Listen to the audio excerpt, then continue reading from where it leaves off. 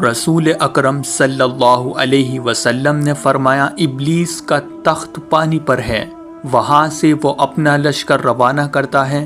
اس کے نزدیک سب سے زیادہ پسندیدہ شیطان وہ ہوتا ہے جو سب سے زیادہ لوگوں میں فتنہ ڈالتا ہے۔ اس کے لشکر میں سے ایک آ کر کہتا ہے، میں نے ایسا ایسا کیا ہے۔ وہ سردار کہتا ہے، تم نے کچھ بھی نہیں کیا۔ پھر ان میں سے ایک آ کر کہتا ہے، میں نے ایک میاں بیوی کے درمیان جھگڑا کرا دیا ہے۔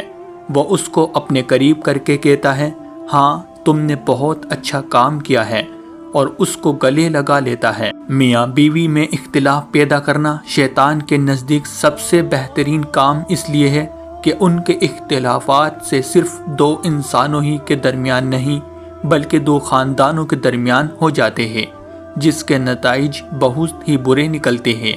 لہٰذا میاں بیوی کو ایسے موقع پر اعوذ باللہ من الشیطان الرجیم پڑھنا چاہیے۔